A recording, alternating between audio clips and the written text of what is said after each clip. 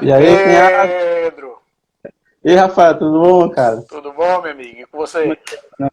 Tá tudo tranquilo, graças a Deus, por enquanto, né? Graças a Deus. Tudo, E que tudo continue tranquilo. assim. Se Deus quiser. Vai Verdade. continuar. Vai sim, Vai se Deus continuar. quiser. Vai sim, vai sim. Mas já tem 11 E aí, como é pessoas, que tá as graças coisas? a Deus. Tudo caminhando, né? Tentando fazer tudo para sair do tédio. O negócio tá É verdade. complicado.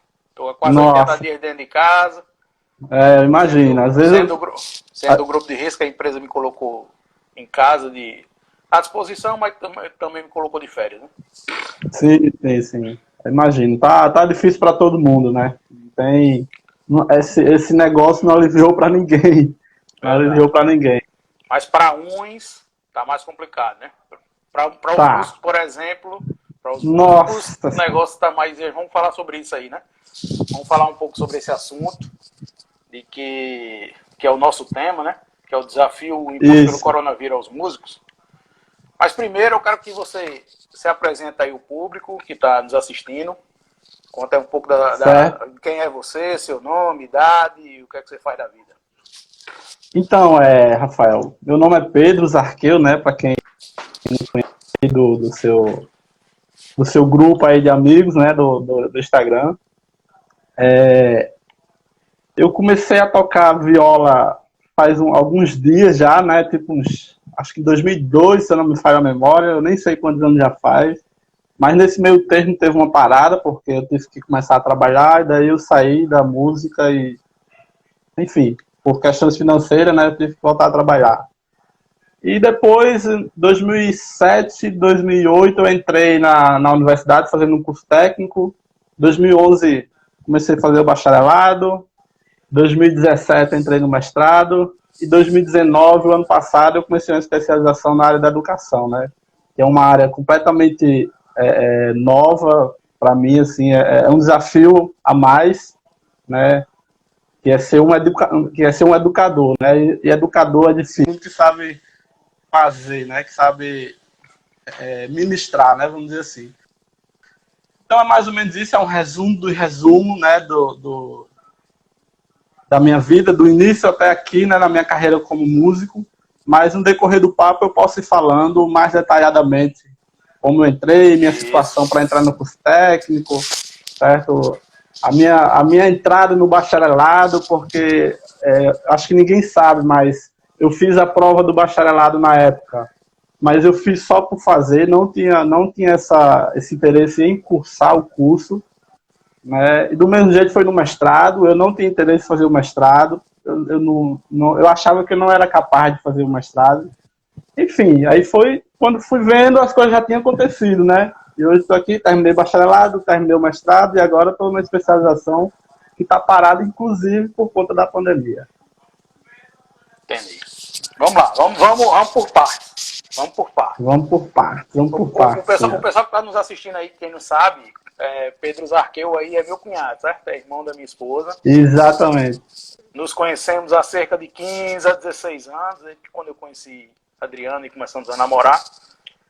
E quando eu conheci Pedro, eu perguntei a minha esposa o que é que ele fazia da vida. Ele e a Adriana estavam dizendo, não, estava trabalhando.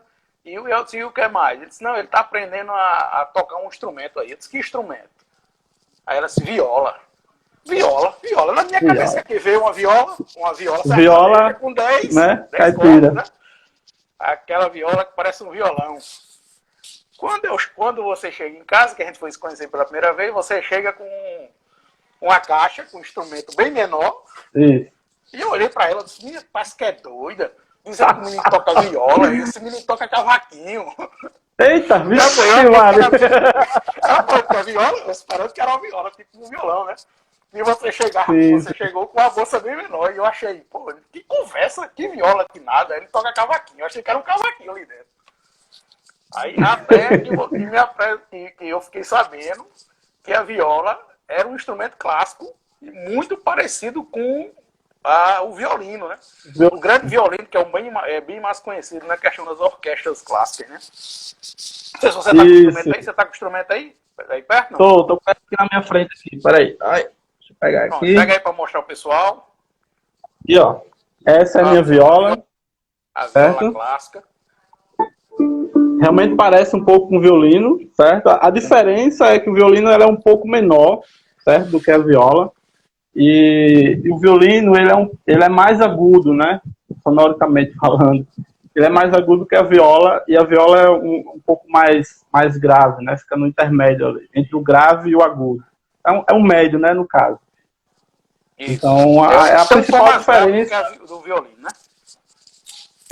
não é questão de tom. Tom já é uma coisa mais vindo para a parte teórica da música.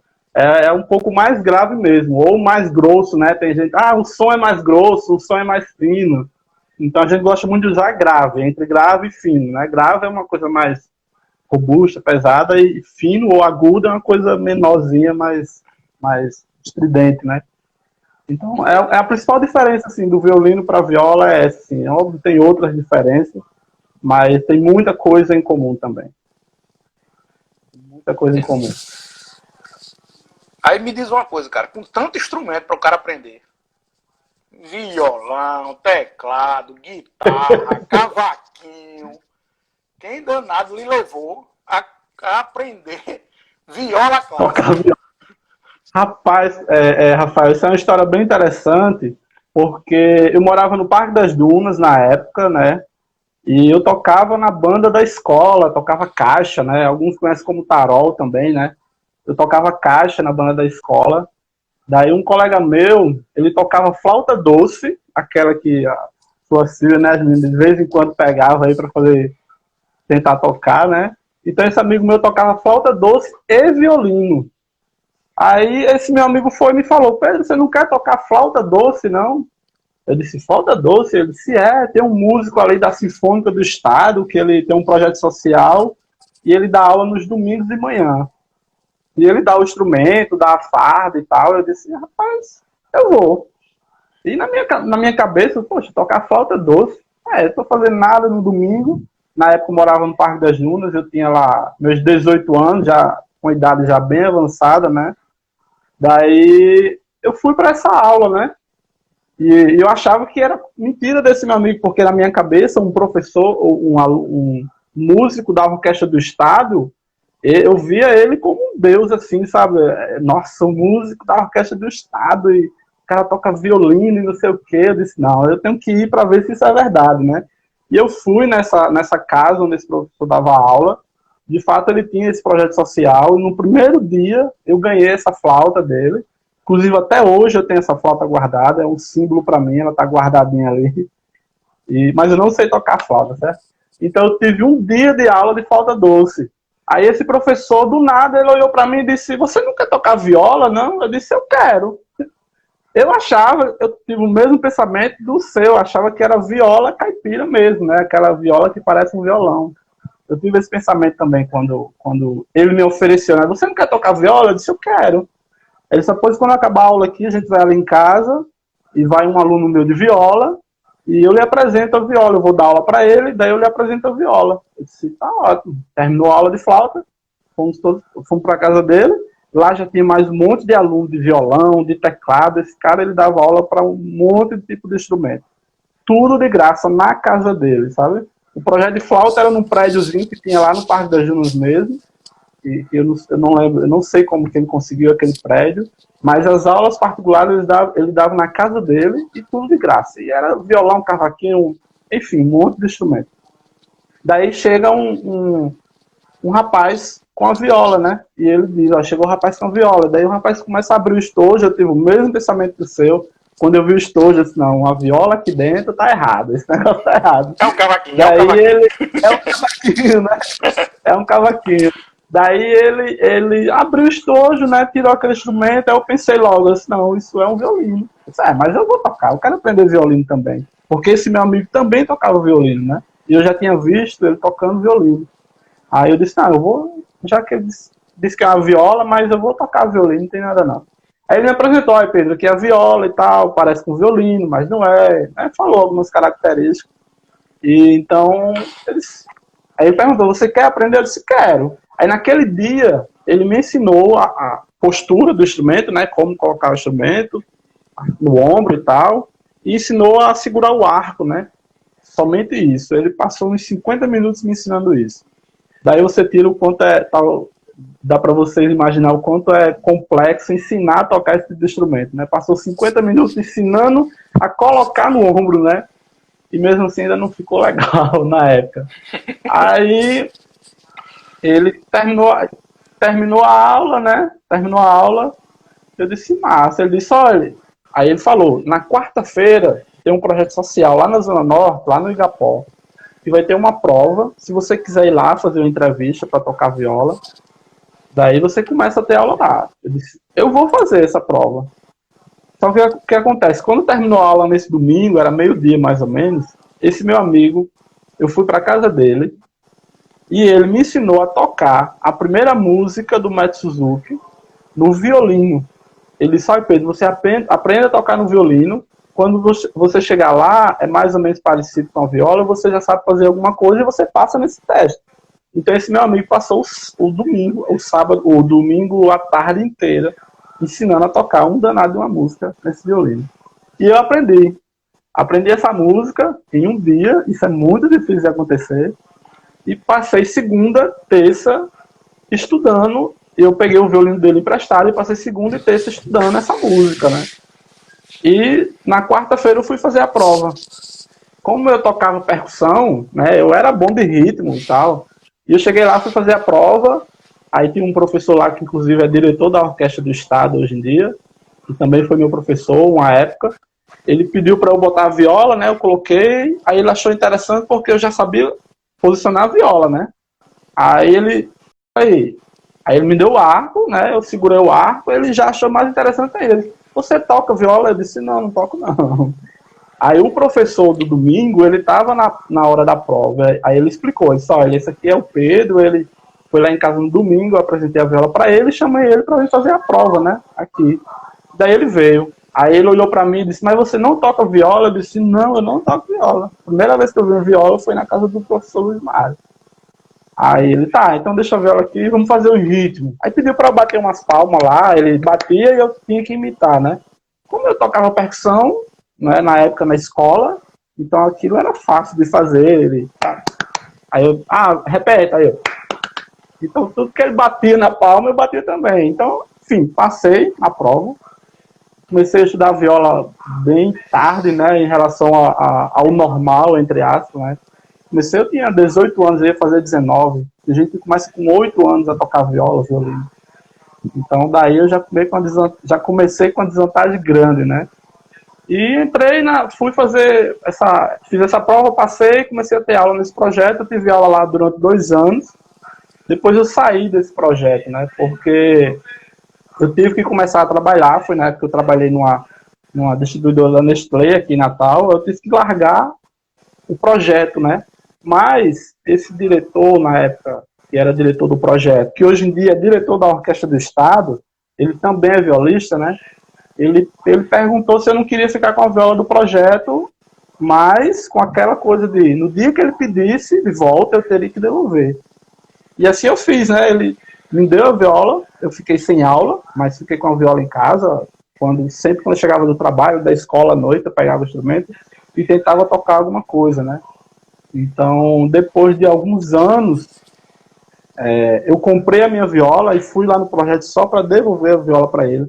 E esse cara ficou muito feliz, porque além de ter ido devolver a viola, porque geralmente os alunos do projeto social, infelizmente, têm essa mania de levar os instrumentos e às vezes não traz, né? Então eu fui devolver a viola e falar para ele que eu estava com uma outra viola. E ele me ofereceu aula durante a noite. Ele disse, Pedro, no dia que você precisar de uma aula ou outra, fala comigo que a gente vê um dia, um local. Eu disse, beleza. Então esse professor, que é o Luiz Mário, né? Luiz Antônio, Luiz Mário foi meu primeiro professor. E esse meu primeiro professor, eu tive aula com ele 2 meses mais ou menos, e ele veio a falecer lá no Parque das Dunas. Por isso que eu ainda tenho a foto dele até hoje, porque ele foi meio que um símbolo, né? Então, foi com ele que tudo começou. Então, eu não desfiz essa flauta, né? Porque tá ali, é como um símbolo para mim, né? E eu comecei a ter aula com esse diretor da Orquestra do Estado, né? De vez em quando a gente marcava um local, eu tinha aula com ele. Eu trabalhava, não podia ter aula sempre. E, para encurtar um pouquinho mais a história, em 2014 eu fiz uma prova na Orquestra do Estado para estagiário, né? e ele ainda não era diretor, ele era músico distante, que a gente chama, ou seja, ele era músico, tocava na orquestra, né? E eu passei nessa prova, e eu tocava do lado dele. Então era uma coisa louca, assim, né? Imagina, o cara que... Ele às vezes olhava pra mim e ele disse, mas rapaz, um dia desse eu tava ali dando aula, né? E hoje em dia você tá aqui do meu lado. Então às vezes passava aqueles filmes, né, na cabeça, mas enfim, foi mais ou menos assim que eu conheci o instrumento. E até hoje não larguei e não pretendo largá-lo. Nunca mais. Vamos lá. Passando essa história de você escolher que esse instrumento, eu até lhe perguntei uma vez, porque o violino é muito mais conhecido, e eu perguntei a você uma vez o porquê que você escolheu o viola e não escolheu o violino, já que era muito mais conhecido e tudo. E você me falou que uma coisa bem interessante que bateu no meu estralo e até me levou isso para a minha lado profissional na minha empresa. Que é, você falou, violino tem gente demais tocando, viola quase ninguém quer tocar. Exatamente. Isso quer dizer que as vagas que tinha na orquestra, praticamente uma era sua, porque existiam pouquíssimos violinistas, né? Isso, exatamente. E essa coisa também para o meu lado profissional, e eu também tinha a visão de querer ir para onde todo mundo queria, eu disse, cara, tá errado. Eu vou procurar essas vagas aqui que ninguém quer. Que ninguém quer, né? É verdade. Eu achei isso interessante essa colocação. Pode falar. E faz como você... Eu não sabia que você tinha tido esse pensamento, né? Quando você escutou eu falando isso. Mas realmente faz sentido, né? Serve para outras áreas também. Pô, por que indo onde está todo mundo, né? Por que não vai para um canto que não tem tanta gente e você tenta se reinventar daquilo, né? Que é o que nós estamos tentando fazer com essa quarentena, é sempre tentar se reinventar, né? Então, por que ir para onde está indo todo mundo? Não, peraí, já tem muita gente ali, vamos por aqui. Lá tá aglomerado, né? A gente tá no coronavírus, não pode ter aglomeração. Mas eu engraçado, Rafael, que essa coisa do violino ter sempre mais gente, depois que eu fui tocando, ficando mais experiente, né, vamos dizer assim, nesse meio, principalmente dando aula em projetos sociais também, eu comecei a perceber uma coisa, que às vezes eu perguntava para os alunos por que viola, por que não violino e etc. Então era praticamente unânime, os alunos falavam, é porque eu não conheço a viola. Então, quando eles, por exemplo, o primeiro contato que uma pessoa tem com os instrumentos clássicos, né, violino, viola, violoncelo, contrabaixo, geralmente, né, principalmente nas comunidades mais carentes, é por televisão. Você vai ver um concerto, assim, ou uma foto de uma orquestra, né? Então, quando você vê uma foto de uma orquestra, ou um concerto rapidamente, assim, 15, 20 segundos, quando você bate o olho ali, você vê o quê? Um monte de violino, você vê um monte de violino, aí um instrumento um pouco maior, que é o violoncelo, que o pessoal toca sentado, e um maior ainda, que é o contrabaixo, né? Então, na cabeça de todo mundo, acha que ali na orquestra tem o violino, um violino grande, seria o cello, e o violão, o violino maior ainda de todos, que é o contrabaixo, né?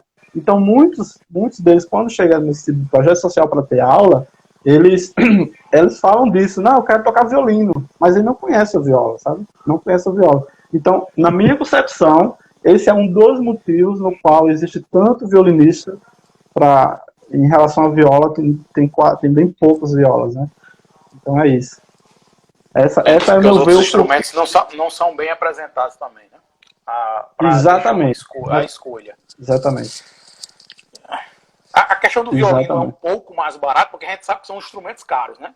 Esses instrumentos da parte clássica. O violino é um pouco menos caro, um pouco mais barato do que o viola, não? Isso é muito relativo, sabe, Rafael? É muito relativo. Às vezes você pega um violino para iniciante e é mais ou menos o mesmo preço de uma viola também. Agora é mais difícil encontrar viola, sabe? Você vai na loja de instrumento, tem lá 10 violinos, você vê uma viola às vezes, sabe? Então é relativo, assim, para quando você está começando, a diferença de preço é pouca, não é muito diferente, não. Mas geralmente a viola é um pouquinho mais cara, assim, por conta da demanda, né? Da procura e da demanda. Justamente. É isso que eu ia falar. O comércio vai botar para vender o que tem demanda para. Exatamente. Então, de início é assim, mas... Exatamente, de início é isso. Aí depois, quando você vai querendo melhorar do instrumento, aí viola pode ser muito mais caro do que o violino, ou o violino pode ser muito mais caro do que a viola. A sua, graças a Deus, dependendo eu vi sua trajetória e você, graças a Deus, conseguiu encomendar a sua, sob medida, né? Sim. Ainda não perfeita como você queria, mas a que você poderia pagar na época e eu fiquei muito feliz por você na época lá.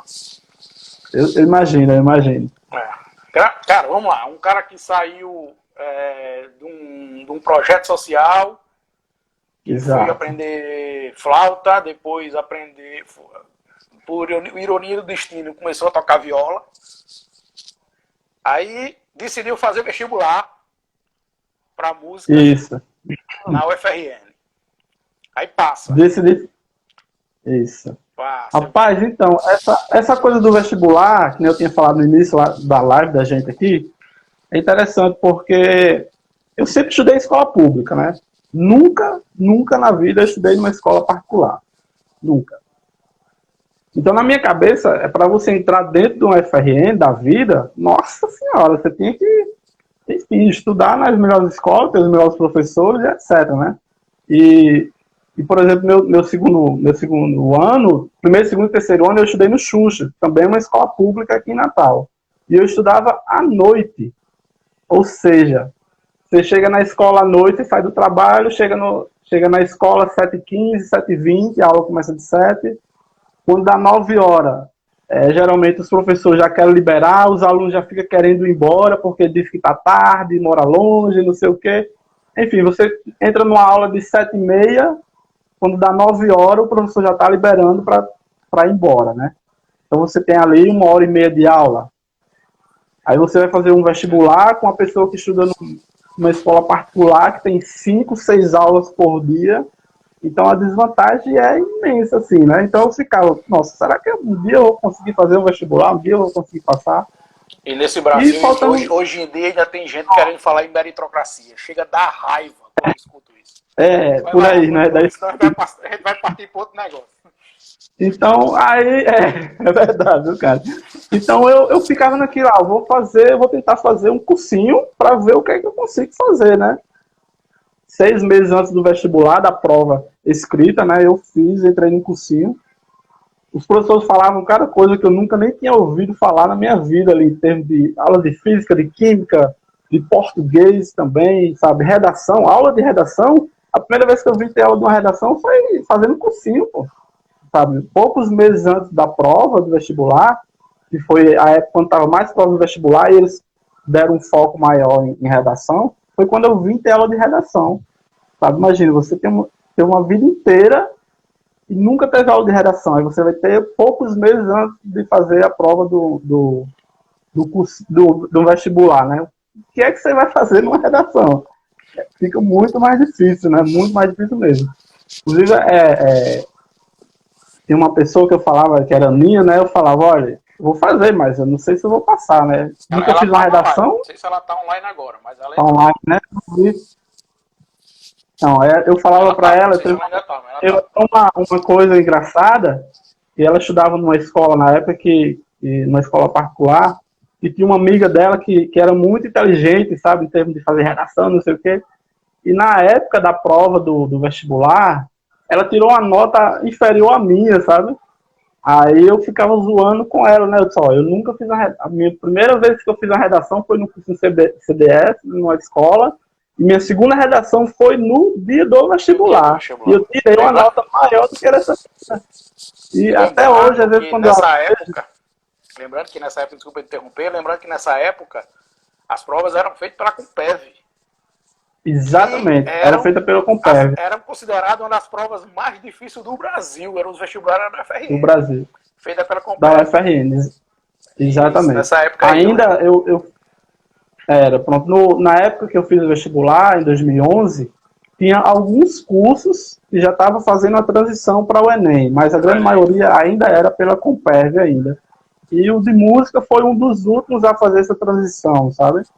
Então, quando eu fiz essa prova, eu nem acreditei. Primeira fase eu fiquei 27º, acho que foi em 27º, porque tinha esse negócio de fase, né? Tem ainda, eu acho.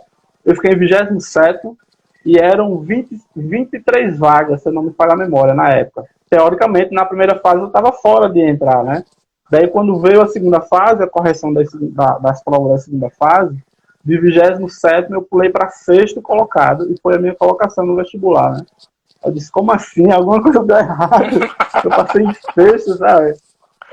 Fiquei até meio doido, assim. Eu disse, enfim, passei, né? Agora eu não sei se eu vou cursar, porque eu ainda tinha aquela coisa de que para você entrar no curso da UFRN é difícil sim, e para você manter é muito mais difícil ainda. Até hoje é assim. Entrar é fácil, difícil é você se manter lá dentro do curso, difícil sabe? sair, terminar Para terminar.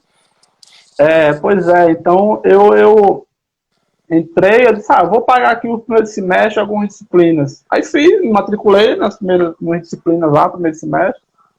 Aí eu disse, vou fazer só mais um semestre. Daí fiz o segundo semestre. Aí depois eu disse, não, cara, sabe uma coisa, eu vou terminar esse curso. Aí foi quando eu conheci pessoas que pensavam diferente de mim, né? Por exemplo, eu morava em Parque das Dunas, não é um bairro tão elegante, não tem pessoas... Periferia, né? Tem muita gente... um bairro quase que periférico, né? Morei no Vale Dourado, morei no Parque... Enfim, então eu não tinha muito contato com as pessoas em si, né? E quando eu entrei na universidade, eu vi a importância de ter que estudar, né? Foi lá onde muita gente, 99% das pessoas falavam, cara, tem que fazer, por que tu vai fechar o curso, por que tu vai desistir, tu toca bem, não sei o quê. E isso as pessoas foram me motivando, né? Daí eu não tranquei o curso, não tranquei, fiz primeiro, segundo, terceiro ano, teve um ano que eu chegava a pagar 13 disciplinas, coisa assim, louca de se fazer. Hoje em dia o pessoal paga 6, 7 disciplinas, já fica tudo doido, né? Então teve uma época que eu pagava... Teve uma época que eu pagava 13 disciplinas, porque na minha cabeça a gente tinha que fazer um recital no final do curso, né? Tem que tocar um concerto no final do curso. Na verdade são 3 concertos. Aí o que é que eu pensava? Eu disse, não, eu vou pagar todas as disciplinas teóricas e no meu último ano eu fico só com o instrumento, porque eu fico só estudando o instrumento, né? Me preparando para fazer esses recitais, né? E assim eu fiz, né?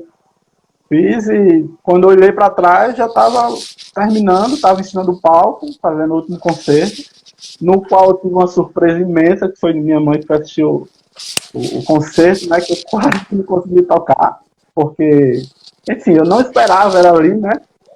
Mas foi muito, muito massa também desse dia. E terminei, bacharelado. Vamos tentar adiantar que a gente já vai com 30 minutos. Então, Eita, fala bem rápido já. sobre... vamos falar aqui. Tenta explicar bem rápido a questão de como você entrou nas orquestras.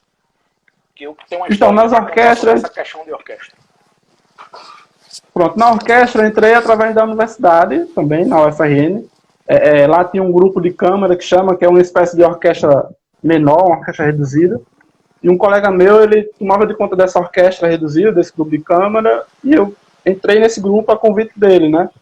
E em 2009, 2008, a universidade começou a montar uma orquestra, de fato, e eu entrei nessa orquestra a convite dos professores, né? E fui achando interessante, fui gostando, que é o que eu gosto de fazer, tocar em orquestra. Então foi através da universidade.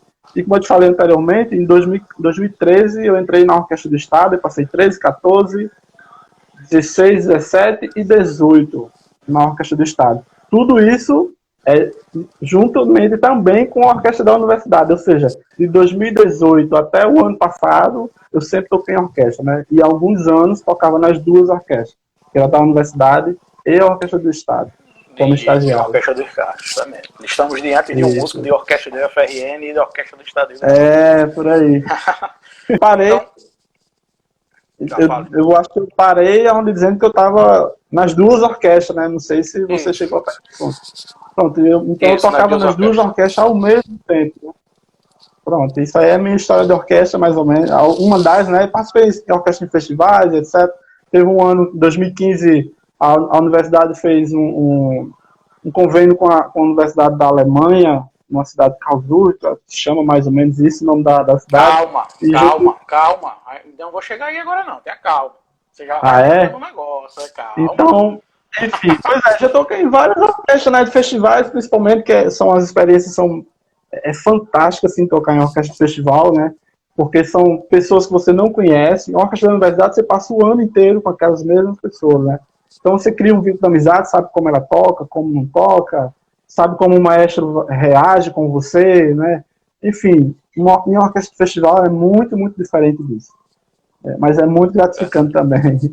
E foi com você que eu mudei a minha visão de orquestra. Porque no meu pensamento, pra tu ver como a gente é leigo, já provei que sou leigo na questão da viola, né? Que a gente, às vezes, a gente acha que sabe demais, mas quando a gente vai ver que certos assuntos, a gente é completamente ignorante quanto aquilo ali. E Ignorante. pronto, eu já era na questão. E eu tinha outro preconceito de que era ir para uma peça de uma orquestra ou um evento de orquestra, que na minha cabeça era só aquelas músicas líricas, aquele negócio cantando ópera, ou Sim, entendeu? sim. Aqueles clássicos de Beethoven, ou coisa parecida. E até que você me chamou, que vocês fizeram um projeto, não me lembro se foi a Orquestra do Estado ou foi da UFRN, mas eu acho que foi da UFRN, de que vocês fizeram a parte de Luiz Gonzaga, Homenagem a Vinícius? o Luiz Gonzaga, o rei do Baião. Vinícius Ah, de Moraes, eu foi acho que da UFRN. a Luiz Gonzaga, da UFRN, né? E a Foi, gente foi foi. assistir ali no anfiteatro da UFRN, cara, sensacional, meu. Coisa mais linda do mundo. Quem nunca foi assistir É. a uma orquestra tocando, vá e você não se arrepende. Até pra música lírica, hoje em dia eu vou, Nossa, a porque internet tá é aqui. lindo demais. Aquela questão do controle dos maestros, dos músicos tocando, na medida que ele vai, meu amigo, é sensacional, é muito bonito. Que bom que Aí, você gostou. parabéns. Não, é sensacional, cara. É lindo demais. E mudou a minha visão de tudo aquilo ali, né? Cara, vamos lá. Você entrou na música, vamos lá que a gente tem que entrar no assunto. A gente nem entrou no assunto ainda. Uhum. A música ali proporcionou algumas viagens, né? Algumas viagens bem Isso, interessantes, né? Diga só os nomes sim. dos países que você conheceu devido à música. Então, assim, graças à música, eu conheci a França, conheci a Alemanha, conheci Portugal. Não toquei em todos esses países, mas, enfim, conheci, né? Conheci a Espanha.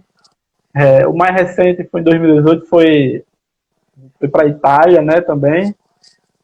E eu acho que é Você, isso. Inglaterra, não? Não, para a Inglaterra a gente. Não, a gente não passou, não. Cara, foi a Foi Paris, na. não foi a Londres, não, né? Ah, foi. A gente foi a Paris, sim. Eu passei ainda alguns dias em Paris. Foi numa viagem que a orquestra fez para a Alemanha, né? Onde a gente passou 10 dias na Alemanha, com a orquestra da UFRN. A gente passou 10 dias na Alemanha e depois desses 10 dias o pessoal voltou para Natal, né? A orquestra em si voltou para Natal. E eu e mais dois colegas ficamos na Europa, né? Fomos nos aventurar pela Europa. Já estava por lá, né? Então a gente conheceu algumas cidadezinhas da França e a cidade que todo mundo deseja conhecer, né? Que é Paris. Nossa, muito, muito massa. E foram dias assim sensacionais, assim, inesquecíveis. E o engraçado é que quando eu cheguei de viagem, aquilo foi tudo mágico, né? Foi tudo interessante, inesquecível, literalmente. Hoje em dia mesmo eu tava.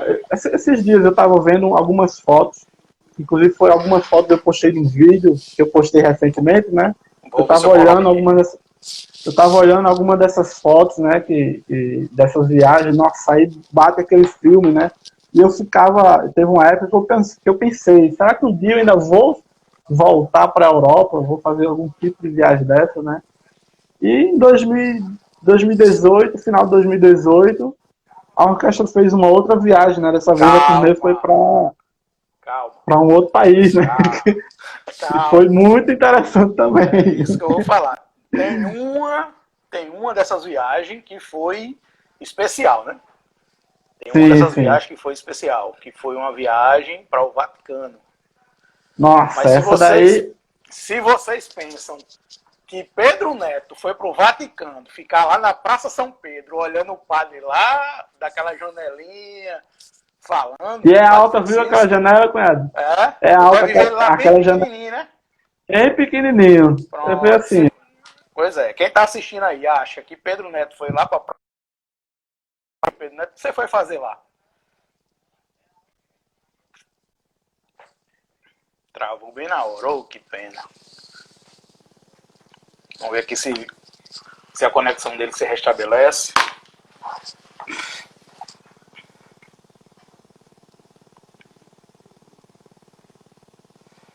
Assim, Catiana, foi muito, muito bonito mesmo o vídeo. Esse vídeo para você ver como ficou bonito. Caiu novamente a conexão. Vamos lá, esperar ele pedir novamente aqui.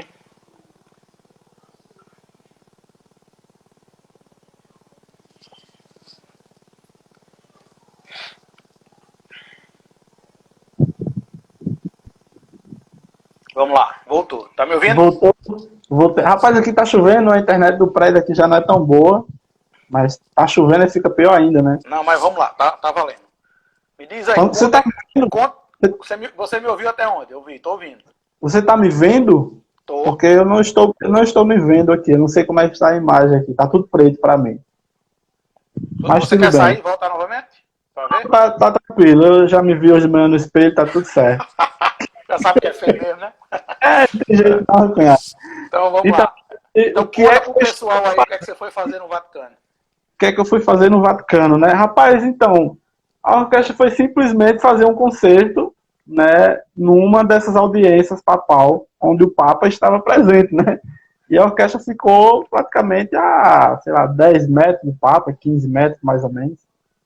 E foi isso que a gente foi fazer lá, né? Fazer um concerto, né, durante... É uma espécie de uma missa, eu não lembro no momento que evento que era esse, mas é uma espécie de uma missa que ele faz a cada 10, 15 dias, mais ou menos, onde vai gente do mundo inteiro, né, sempre vai gente do mundo inteiro assistir essa missa, né, vamos dizer assim, e a orquestra da universidade estava lá, né, junto com o coral também da universidade. E foi uma experiência, assim, fantástica, assim, porque nossa, você está diante de uma pessoa, de um líder que é carismático e é adorado por, sei lá, 90% da população, eu acho, sabe? É uma coisa assim de outro mundo. E ele é exatamente como é na televisão. Porque às vezes a pessoa, você vê um artista na televisão, o artista ele tem que ser simpático, ele tem que ser não sei o quê, blá blá blá. Quando você vai o ver pessoalmente, é outra coisa completamente diferente, sabe? E ele é exatamente daquele jeito. Do jeito que é da televisão, ele é com todo mundo, sabe? Atencioso, carismático, enfim. Falou com todo mundo da orquestra.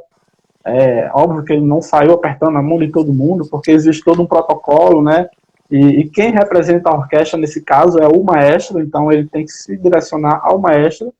E ele falando com o maestro, ele está falando literalmente com toda a orquestra, né? Porque é a figura que nos representa, né?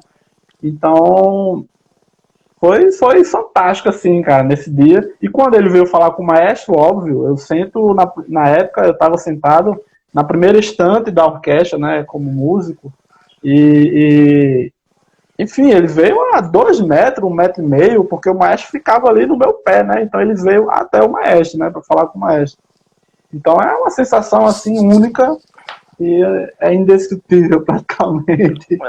Pessoal, a galera que está entrando agora, esse ele que está chegando perto de mim a 1,5 m que ele está falando aí, é Papa Francisco, viu? Exatamente. Não é o Papa Francisco. Mas vamos lá, Pedro, porque falta bem pouquinho tempo e a gente vamos falar aqui na questão de... O coronavírus chegou, meu patrão.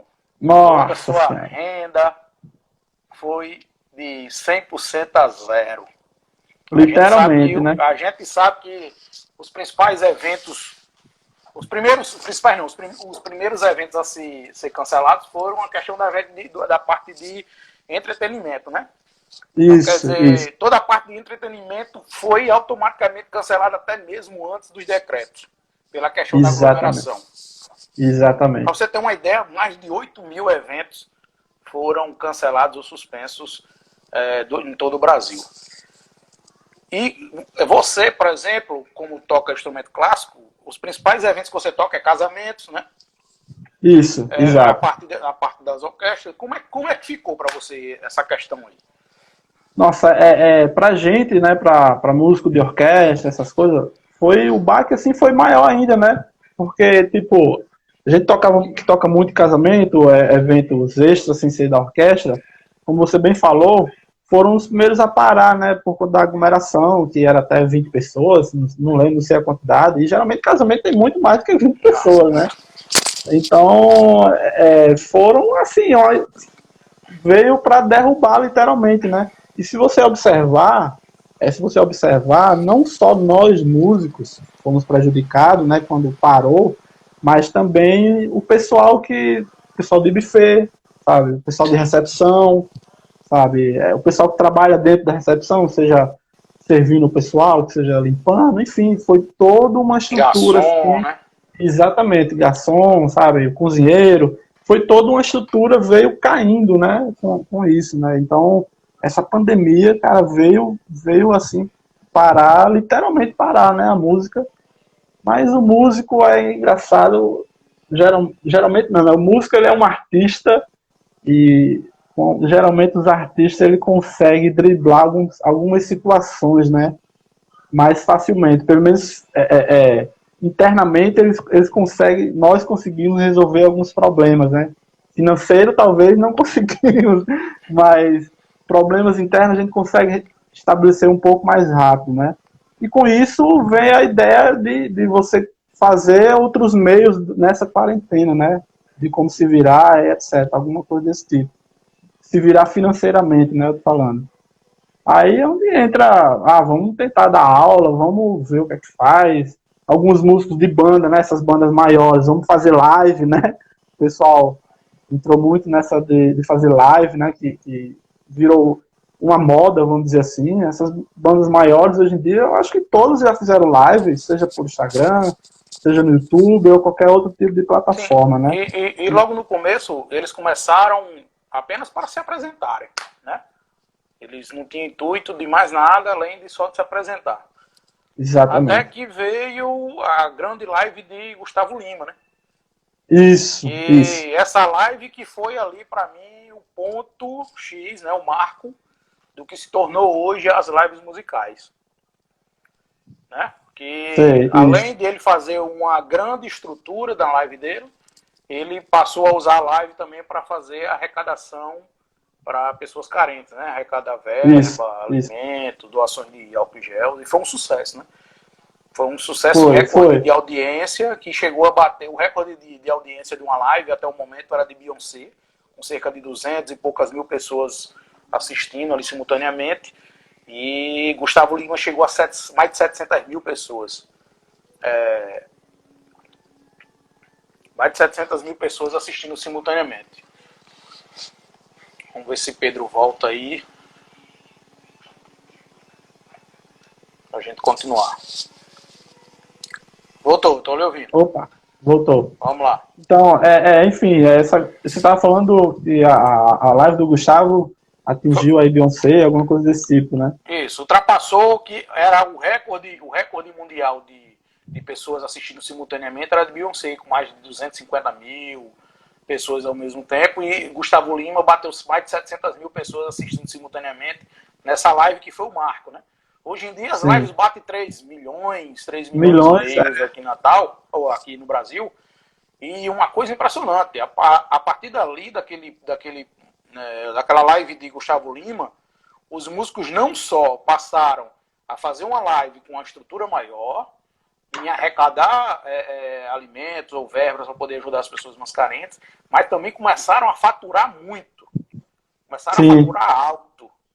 Quer dizer, hoje em dia, as lives de grandes artistas, principalmente os sertanejos, faturam milhões. Exatamente. Patrocínio. Isso eu estou falando não é questão de arrecadação, de doação.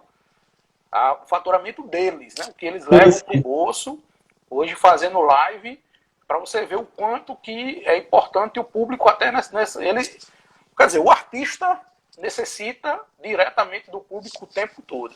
Então eles arrumaram um jeito de manter esse público em casa e conseguir manter o faturamento. Vamos lá, como é que você conseguiu manter suas aulas? Como é que você Rafael, pensou? eu comecei a dar aula num projeto social, né, esse ano, e alguns dias depois,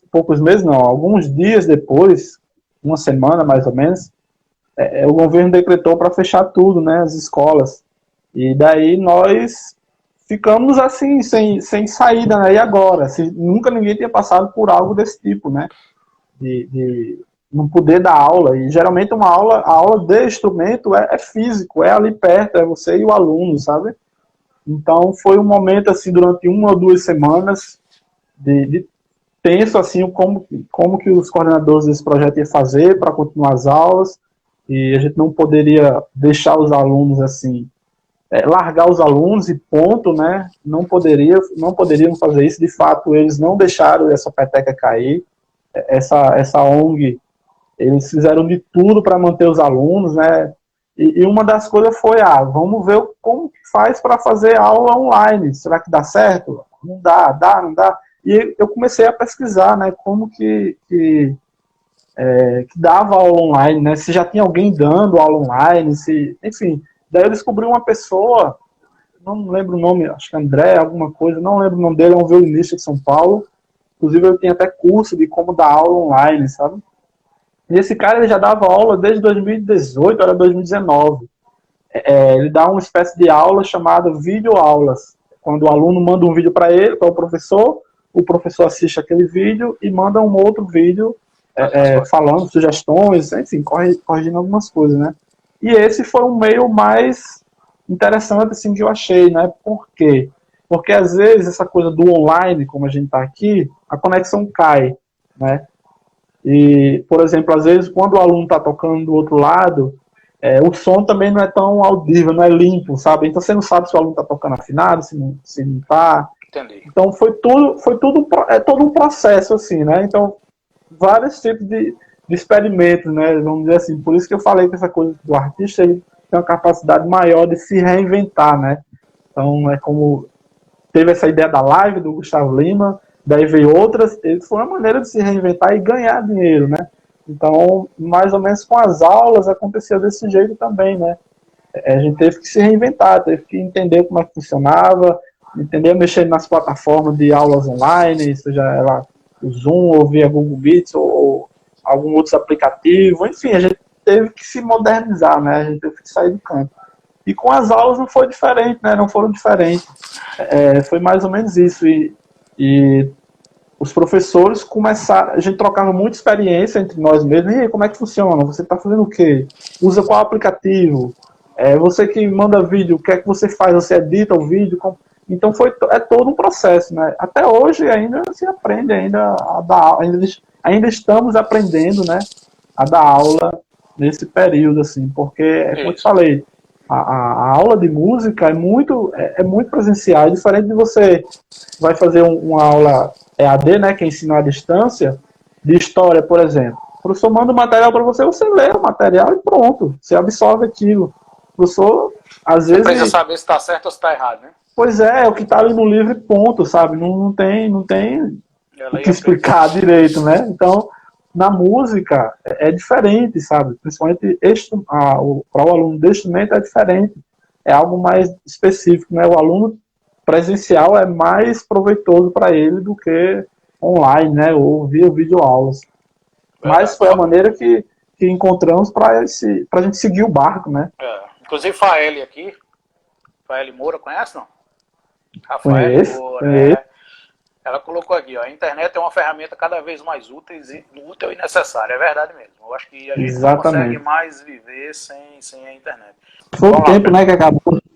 Pode ter sido o tempo que acabou. Que pena, bicho, que o vídeo não saiu áudio, mas fala aí teu Instagram, o pessoal entrar lá e assistir o vídeo e curtir.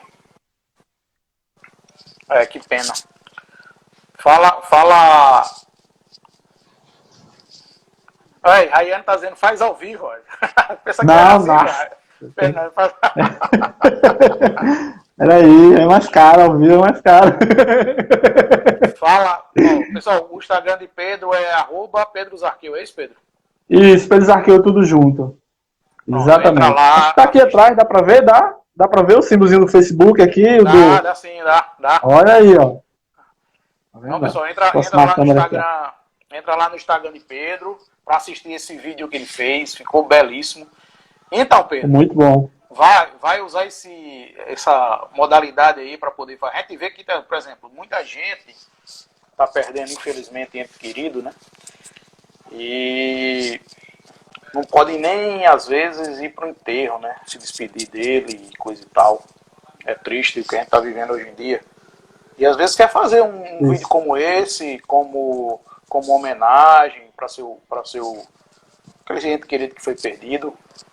E, cara, eu achei sensacional o vídeo que você fez. Eu acho que você deve colocar isso para frente, sim. Porque eu acho que dá certo.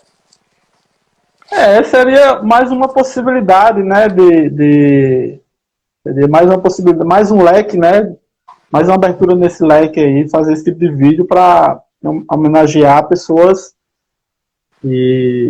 queridas, né, por outros, assim. Até então, ninguém ainda veio me procurar, mas fico aberto a sugestões aí, quem se interessar por isso, né, eu posso sim fazer algo desse tipo, parecido, e colocar fotos da pessoa, né, óbvio que eu botei as fotos que eu fiz, né, mas aí eu posso sim fazer uma música do agrado da pessoa ou do cliente, e seria mais uma possibilidade, sim, eu não descartaria não, viu, cunhada? Qualquer coisa no Instagram tá aqui, Pedro Zarqueu, o Facebook também, é só entrar em contato no direct e dá certo. Lembrando ao pessoal que a música, infelizmente não deu para escutar, mas a música é tocada por você, né? Você faz duas violas ao mesmo tempo tocando, né? Assim? Exatamente. Então, as duas violas que aparecem foi eu mesmo que gravei, né? Primeiro gravo uma viola, depois gravo outra, depois você grava o vídeo de um áudio, depois grava o vídeo do outro áudio, e daí faz aquela junção nos programas. Você está começando a aprender a mexer, sabe muito bem o trabalho que dá. E depois botei aquelas fotos ali, né? Enfim, o resultado foi aquele, né? Eu confesso que eu fiquei assim, impressionado também com o resultado.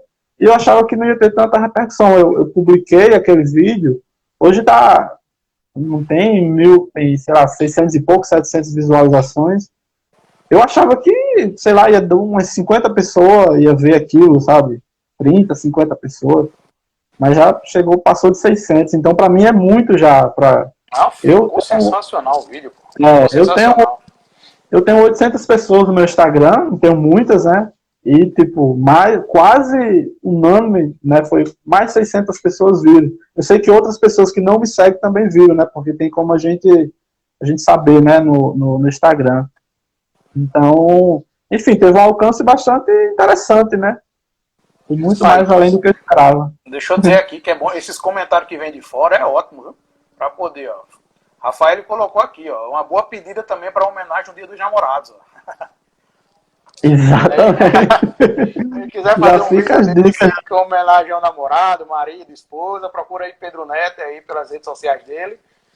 E agora tem que ser rápido, porque dá trabalho para editar esse vídeo, hein? Dá trabalho. Dá. Você sabe disso, né? Você tá editando uns videozinhos para fazer pago, né? Você sabe quanto trabalho que dá, né? Sei sim. Então, pessoal, quem tem uma boa pedida, assistir esse vídeo que o Pedro Neto fez nas redes sociais dele. Tá certo? Pedro, eu vou pedir aí que a gente tá marcado aí para fazer uma live em torno de 1 hora, é mais ou menos isso que a gente tá. E queria pedir para você, se você quiser falar mais alguma coisa, fazer as considerações finais, tá certo? Para poder a gente partir aqui para o encerramento. Ok. Então, Rafael, eu agradeço pelo convite, né, que você me fez. E essa ideia de você fazer esse tipo de coisa, né, essas lives, é tão bom para você, né, que vai ter um entretenimento a mais, né? E para quem está assistindo também, né? Assim, quando você começou a conversar no grupo, falando desse projeto, e eu lembro que você pensou assim, vou ver se pelo menos o pessoal da família assiste, entre 10 pessoas, né? E às vezes passa de 30 aqui, então isso é muito bom, né? Fica oscilando, eu sei que fica entre 20 e 30 pessoas assistindo. Então imagina a gente lá na área da sua casa, conversando algo sobre o que a gente falou hoje, com 30 pessoas ali. Nossa, é muito bacana, né? Então foi uma iniciativa assim, muito interessante, que óbvio, quando eu vi aquilo, eu já pensei, rapaz, eu tenho que fazer uma live dessa aí com o cunhado. E daí você já chamou, vou fazer uma com você, viu, e tal. Eu disse, "Não, lógico que eu ia topar, né? Independente do assunto, a gente ia fazer sim essa live. E eu tenho que agradecer por essa sua iniciativa, agradecer a Deus por tudo, né? Pela minha família também, agradecer principalmente a minha mãe, que sempre me apoiou em Tá em tudo, né? peso Em aqui. tudo. Tá em peso aqui na A live. família Moura aí, a família Moura tá em peso, né? Como sempre, a família Moura tá em peso em todos os cantos, né? É verdade. Você sabe muito bem. É uma das famílias mais unidas que eu já vi na minha vida. Isso aí pode ter certeza, cara. Então é isso, agradecer a minha mãe, a família, e pelo espaço aí que você abriu pra gente. E qualquer coisa, tô por aqui, né? Meu Instagram é esse aqui, Pedro Zarqueu. Só entrar lá no direct e a Instagram e gente Facebook, conversa. né? Instagram e Facebook, exatamente. No Facebook é separado, Pedro Zarqueu. E no Instagram é tudo junto. Então, se você botar Pedro Zarqueu tudo junto, aparece no Facebook também. A Rayane pediu aqui pra gente tentar de novo passar o vídeo. Deixa eu ver aqui. Deixa eu tentar, né? A gente já tá aqui no final. Antes de eu passar aqui, possa ser que dê errado, deixa eu começar a agradecer a todo mundo aí. Pessoal, muito obrigado por todos vocês que participaram da live, principalmente todos que ficaram do começo ao fim. Muito obrigado pela força.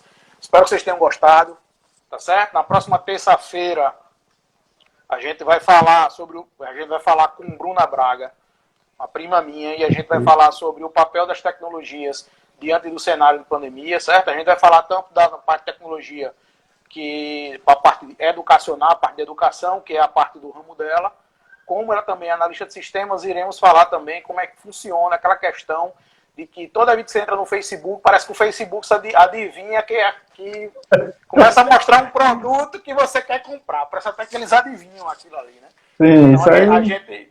a gente vai tentar explicar na live da próxima terça-feira como é que isso funciona.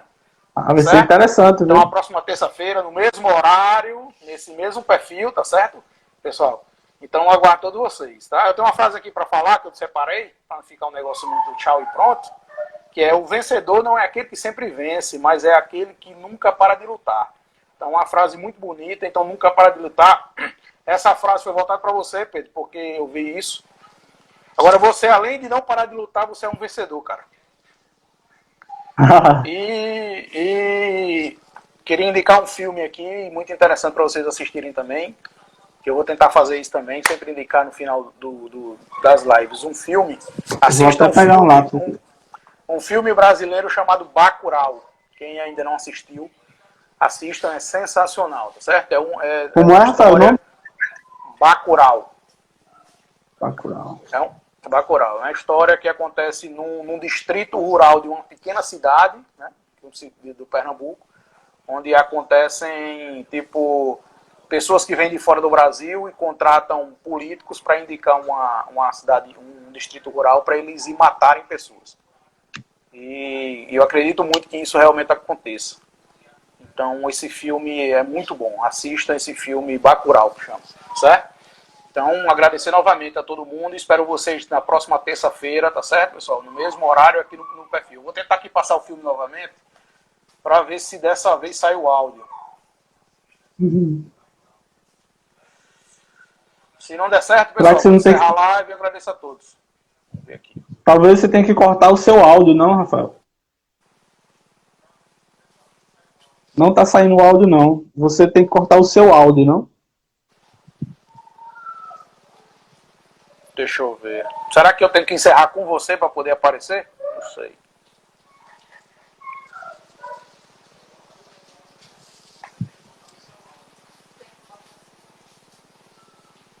Tá saindo som? Tá não. Ah, cara, que pena. Que pena. Eu vou ter que procurar Tira o fone, Rafael. Estão pedindo para tirar o fone aí. Vamos lá, deixa eu tirar o fone. O seu fone. Tira aí, tá saindo som? Tá não. Ah, cara, que pena, que pena. Eu vou encerrar aqui com você. Não, muito obrigado. mas é bom que não tá saindo, Rafael. É bom que não tá saindo, pelo menos o pessoal vai lá no meu Instagram visitar e assiste. Vai lá e como realmente é, né? Vai lá, já entra no Instagram já e já assiste, né? Tá vendo como o músico, o artista tem uma sacada mais interessante, né? Nunca tá ruim o negócio. Thaís Braga tá dizendo, vamos encerrar com o Pedro tocando. Aí, Pedro. Ixi, Maria, mulher. Que é isso? Dá pra sair alguma coisa aí ou tá difícil? Eu posso tentar, né? Eu não sei se o som vai ficar bom, né? Deixa eu ver se tem alguma coisa aqui. Eu vi aí que pediram teve um pedido aí. Acho que foi minha mãe que pediu, né? Pedido de mãe, ninguém pode, né? Minha mãe pediu, não foi? Ela falou o quê? Toca Ave Maria, não foi? Eu acho que foi isso. Deixa eu ver se eu encontro. Qual foi o comentário aqui da sua mãe? Toca uma rocha, esse Felipe. Eu vou tocar uma rocha já. Poxa, É um amigo meu, grande amigo, maestro parabéns, a Felipe. história do mundo merece o troféu de ouro. Deixa eu ver se eu vi mais alguma coisa.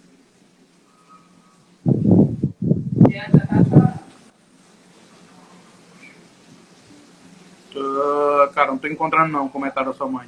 Mas vê se sai alguma coisa aí. Você acha que ela pediu isso? Ah, eu vou tocar. Eu acho que ela Toca aí pediu pra ela. Ave Maria. Diga, mãe, é pra você, mãe. Essa. Pronto, essa música vai ser pra ela, né? Ela pediu Ave Maria. É uma música que eu gosto muito de tocar, que relembra muitas coisas da minha infância, inclusive. Tá bom? Vou tentar tocar. Eu não sei como é que o áudio vai sair pra vocês. Não sei como o áudio vai sair pra vocês, mas vamos lá, né?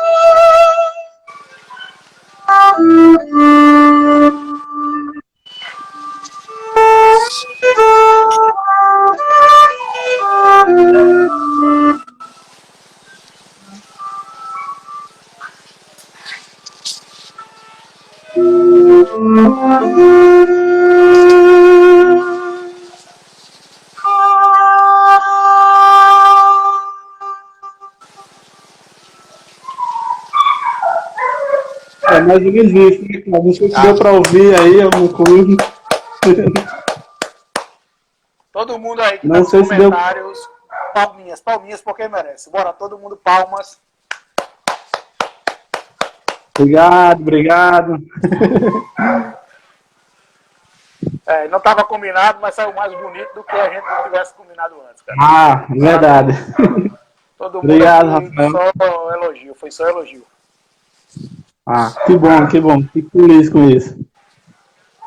Então, pessoal, Penalto, muito obrigado pelo convite, pelo aceito do meu convite. Vamos ver se a gente marca um outro dia para a gente falar sobre um outro assunto. E você será muito bem-vindo aqui falar um pouco comigo. Tá, ok. Obrigado, eu agradeço também mais uma vez pelo espaço e qualquer coisa eu estou aqui à disposição. Valeu, cara. Muito obrigado. Até mais, pessoal.